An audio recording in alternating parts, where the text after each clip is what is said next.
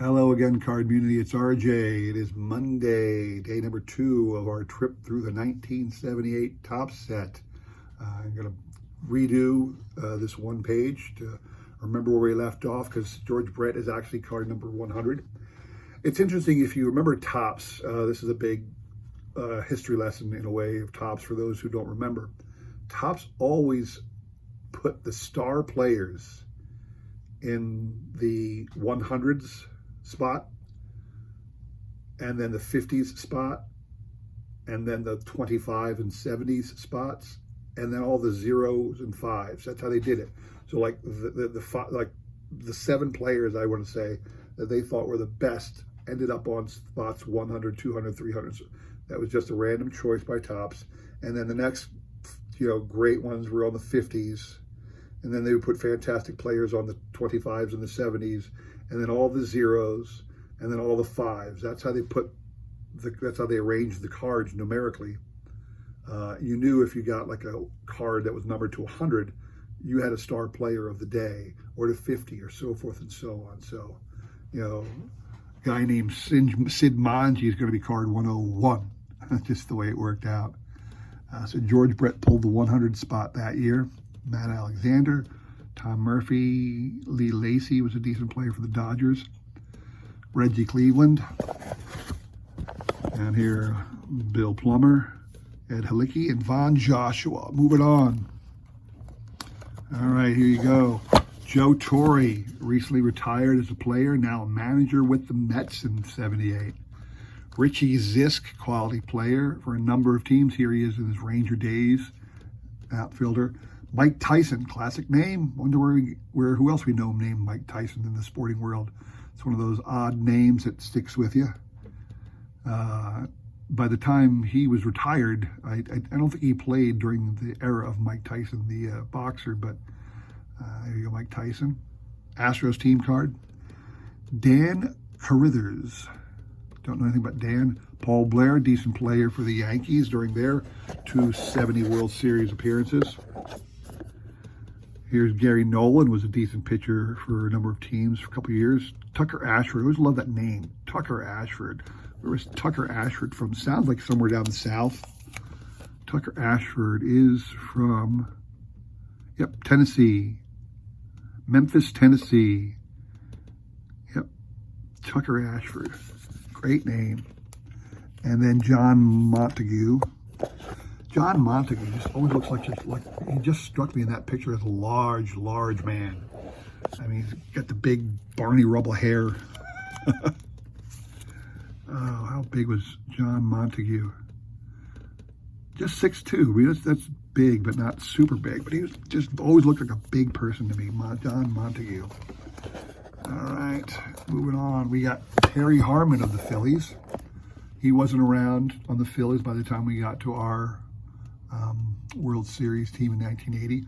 Denny Martinez looking really young with the Orioles there. If you remember Denny Martinez in 1990, I want to say, or was it 91? I think it was 1990 because, no, I think it was 91 because in 1991, Denny Martinez pitched a perfect game with the Expos. And Upper Deck put out a card about that in their final edition set. There's a really young Gary Carter. Carter's rookie card, if you remember, is the 75 top, so this is 78. Alvin Woods, serviceable player for many years. Here's your Dennis Eckersley card. Eckersley bounced around to a lot of teams, I know if you know that, but his fame mostly came with his reliever days with the A's. But by then, he'd already been a starter for a long portion of time, and him and John Smoltz are those two pitchers that everybody thinks about, who started out as a starter, but then had decent success in careers as a reliever. Now, Smoltz went back to a starter late in his career, but he had some years doing both things. So here's Manny Trio. Manny Trio with the Cubs, but he ended up on the Phillies for the '80 World Series team. Was a big part of us winning, especially in the playoffs. He got the MVP in the playoffs versus the Astros this year. Gold Cup card of Dave Rozema. It's one of those things, if you want to go back and look at the Gold Cup that Topps did, even to this day, find out who the Gold Cup stars are. You'll see that more often than not, they were busts. I mean, you always got a couple Hall of Famers, Eddie Murray was is a Gold Cup star of this set, but for the most part, you get them wrong. They have great rookie years and then they fall apart. It's one of the truisms about all sports, is that it's hard to be a Hall of Famer. It really is. George Scott was a great player for a number of years with the Red Sox and some other teams. Paul Moskow. Moscow? No idea. Don't know Paul. Chet Lemon was a great outfielder for the White Sox. Bill Russell, part of that long-time Dodger infield of the 70s and early 80s. He was the shortstop there. Jim Colburn from the Royals. Jeff Burroughs had a big day once. I can never remember if Jeff Burroughs was a 4-home-run hitter or if he was one of those guys who hit 40 home runs for the Braves. He was the 40 home run guy. I think it was Bob Horner was the guy who hit 4 in one day for the Braves. Yeah, Bob Horner. Yeah, he had 41 home runs in '77. Burroughs did. So he was what was his number? See, he's at 130. I just got done telling you about the 10s and the 30s. He was a guard of 130. You got Bert Blyleven right there. Started for the Rangers at this time. Remember, he started with the Twins. Enos Cabell was a great player for the Astros in his day. Jerry Augustine, pitcher for the Brewers, no idea. Steve Henderson, no idea. The great Ron Guidry, Yankees pitcher. Teddy Sizemore. Ted Sizemore for the Phillies. He didn't make it to our World Series. He was gone by then. Craig Cusick, Larry Demery, Wayne Gross. There's a nice Raleigh Fingers with the Padres. I remember Raleigh started with the, well, I guess he didn't start with the A's, and he was with their World Series teams in the early years. Bounced around to a number of teams later on. Padres, eventually the Brewers in their '82 World Series team. Here's Rupert Jones Gold Cup card. And you got John Montefusco. John Montefusco was one of, the ESPN guy, I'm blanking on his name, Chris Berman. Chris Berman always, in the early days of ESPN, had great nicknames that he'd always throw. And John Montefusco was always John, the Count of Montefusco. I always thought that was great. Keith Hernandez with the Cardinals. And Jesse Jefferson. Keith would have a an all-star, or not even that, an MVP season in '79 next year. Rick Monday with the Dodgers. Rick Monday, great player. Doyle Alexander, Lee Mazzilli, if you were from New York and you're a woman. Lee Mazzilli was a heartthrob for the Mets fans back in the day. Andre Thornton. Dale Murray, not Murphy, Dale Murray. Bobby Bonds, there's Barry's daddy. Over with the Angels by this time. He'd left the Giants, longtime Giant with the Hall of Famer Willie Mays. Milt Wilcox, decent pitcher, had a good career. Ivan DeJesus on the Cubs. Ivan DeJesus is like a sad point with Phillies fans because Ivan was the guy traded to the Phillies in 1981. At the end of 1981, Larry Bowa was traded straight up for Ivan DeJesus. By 1981, Dallas Green, had moved over to the Chicago Cubs as their general manager by 1981. So in the winter meetings that year, the Phillies were breaking up their World Series team. The ownership had changed, and they were looking to get rid of Larry Bowa. So they traded Larry Bowa, whoever the new general manager is at that time. It might have been Paul Owens back again. But it made a trade with Dallas Green over to Chicago, sent Ivan DeJesus to the Phillies in exchange for Larry Bowa. And Dallas Green said, I want to throw in. I want that young kid named Sandberg. And I can't remember what position Ryan Sandberg was playing at the time, but we already had an established person at that position.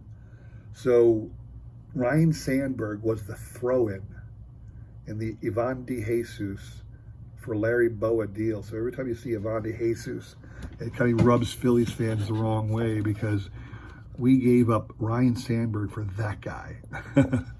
Steve Stone, quality pitcher for a number of years, different teams. Cecil Cooper, great player for the Brewers for a number of years. Butch Hobson, decent infielder. Andy Messersmith, longtime pitcher. Pete Lecoq, Joaquin Andujar, longtime pitcher. Here's Lou Piniella as a player, still playing for his manager days.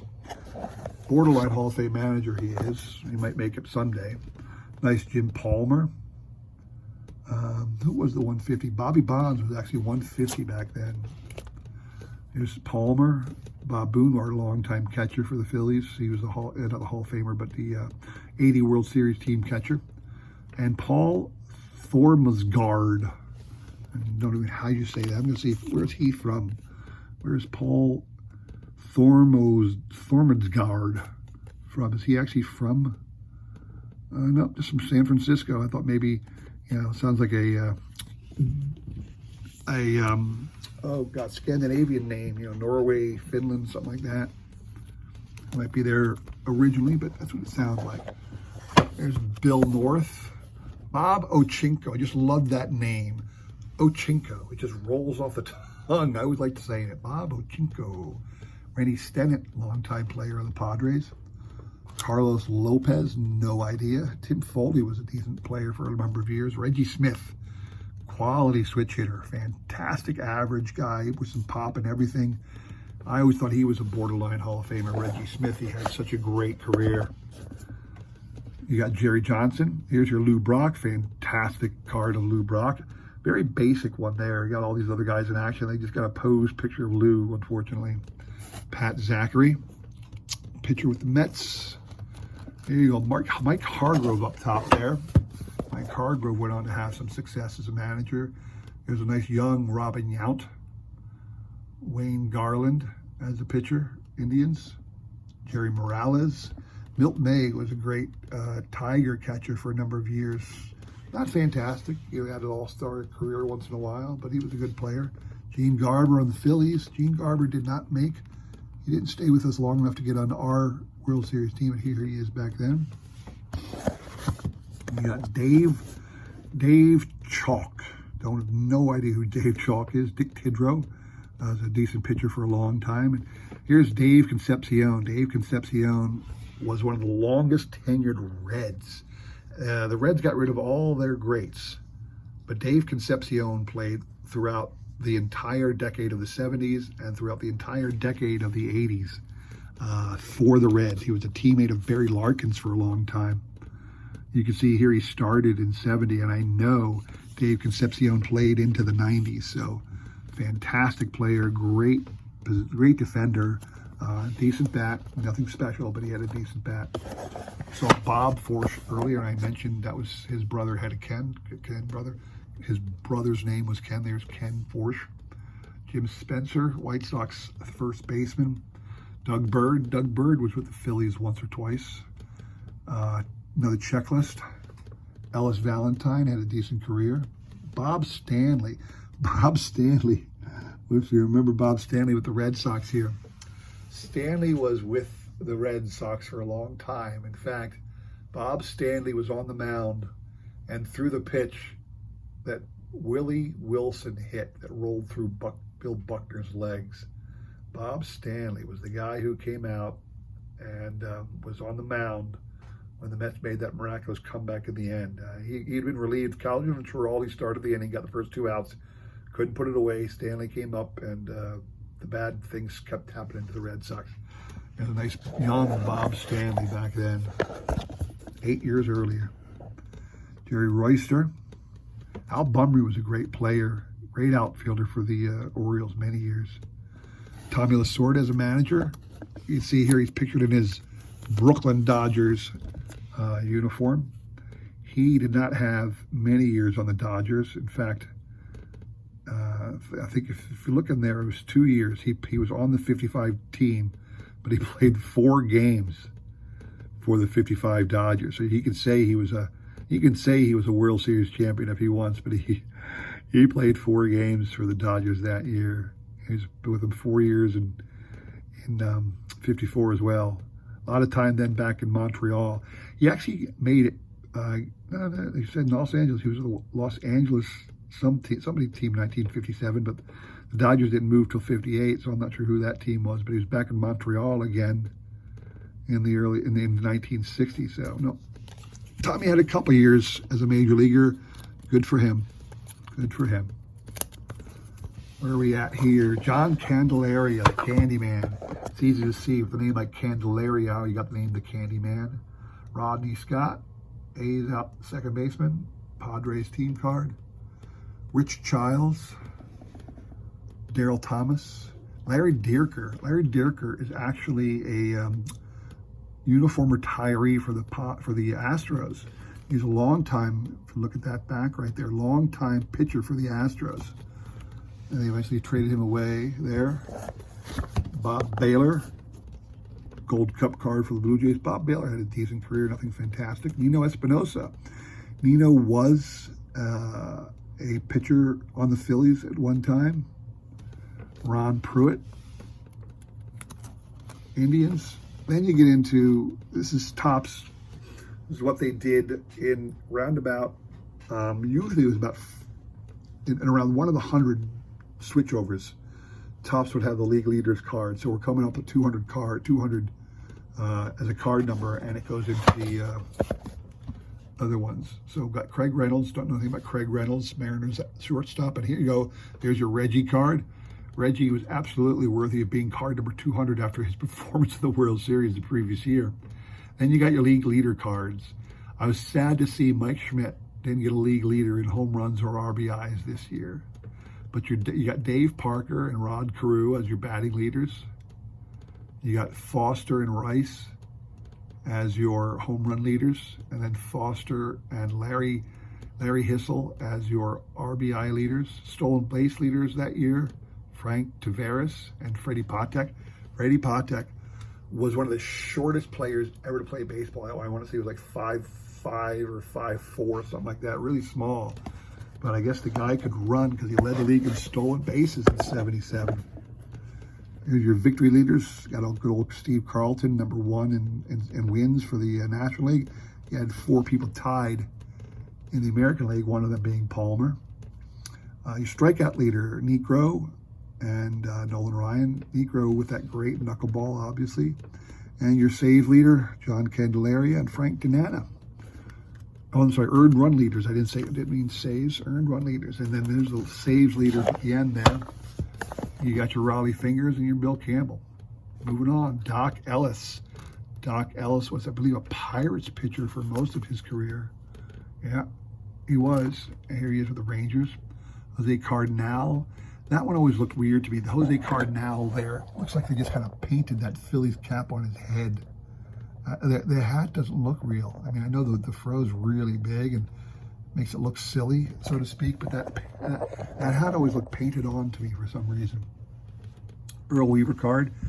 Earl Weaver never made it to the major leagues. If you look at his back of his card here, there's no major league service. It even says up top here, complete minor league batting record. So Earl never made it to the majors at any level or for any team at any time.